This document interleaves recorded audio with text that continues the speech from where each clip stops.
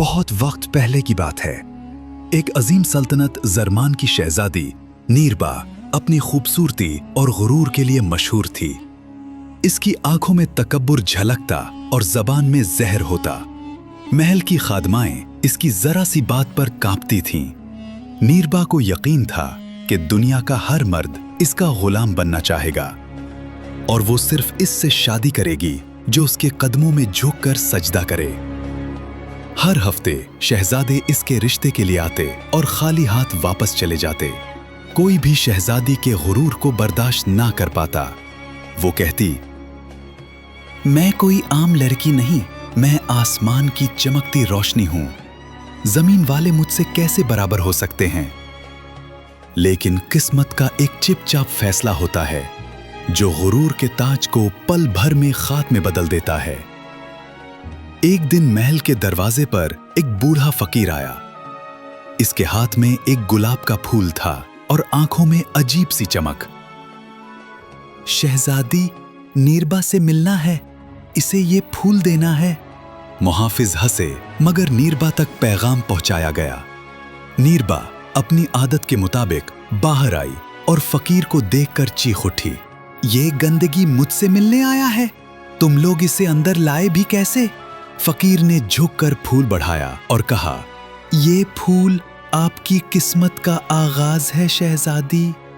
नीरबा ने फूल को अपने सुनहरी जूते से रोंद डाला और फकीर को तजलील-आमेज जुमले कहे। फकीर ने खामोशी से आसमान की तरफ देखा और सिर्फ इतना कहा, जिस हुस्न पर तुम्हें नाज है वही तुम्हारा कैद खाना बनेगा। तुम एक दिन आईने में अपनी शक्ल देखकर चीखोगे, लेकिन तब कोई सुनने वाला नहीं होगा। यह कहकर फकीर चला गया। नीरबा हंसी। उसे क्या खबर थी कि यह फकीर कोई आम इंसान नहीं बल्कि आलमे जिन्नात से आया एक नेक बुजुर्ग था जिसे सच बोलने पर इख्तियार हासिल था। कुछ माह बाद एक शहजादा फराज नीरबा से मिलने आया। वो खूबरू, बहादुर और इल्म वाला था। नीरबा को पहली बार किसी में दिलचस्पी महसूस हुई। फराज उसके गुरूर पर खामोश रहा, लेकिन नजर झुकाकर कुछ न कहा। नीरबा को लगा वो जीत रही है और यूं उनकी शादी तय पा गई। पूरी सल्तनत में जश्न मनाया गया। चरागा हुआ, किला सजा और हजारों लोग इस शादी के गवाह बने। लेकिन शादी की पहली रात किस्मत ने पर्दा हटा दिया। जब नीरबा ने शादी के बाद पहली बार आईना देखा तो चीख पड़ी। इसके चेहरे पर स्याह धब्बे, बाल झुलसे हुए, आंखें सुर्ख। वो अब नीरबा नहीं रही थी, एक भयानक चुड़ैल में बदल चुकी थी। फराज कमरे में दाखिल हुआ। उसने नीरबा की हालत देखी मगर ना डरा ना चीखा। उसने कहा, ये वही बद्दुआ है जिसे तुमने खुद दावत दी थी।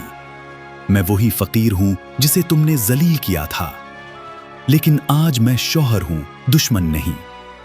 नीरबा की चीखें पूरी सल्तनत में गूंजी, पर कोई सुनने वाला न था। नीरबा को महल की पिछली तह खाना में बंद कर दिया गया।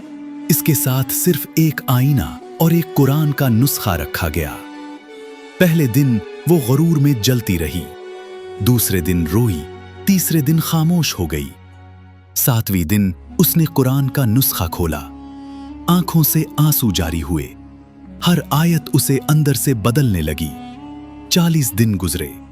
नीरबा ने अपने गुरूर पर तौबा की, फकीर के पांव पकड़कर माफी मांगी और वादा किया कि अगर उसे वापस शक्ल मिल जाए वो अपनी सारी जिंदगी गुरूर के खिलाफ लोगों को सिखाएगी।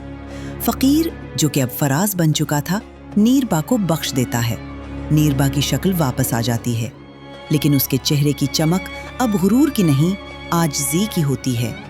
वो महल छोड़कर एक स्कूल बनाती है जहां वो लड़कियों को हुस्न से ज्यादा अखलाक की तालीम देती है और लोगों को आज भी एक कहानी सुनाई जाती है। एक शहजादी थी जो गुरूर में चुड़ैल बनी और तौबा में इंसान। पसंद आई कहानी? तो दोस्तों, अगर ये कहानी आपके दिल को छू गई हो तो लाइक जरूर करें, अपने दोस्तों के साथ शेयर करें और हमारे चैनल सोच कहानी को सब्सक्राइब करना ना भूलें। मजीद ऐसी ही दिल को छू लेने वाली कहानियों के लिए जुड़े रहिए हमारे साथ।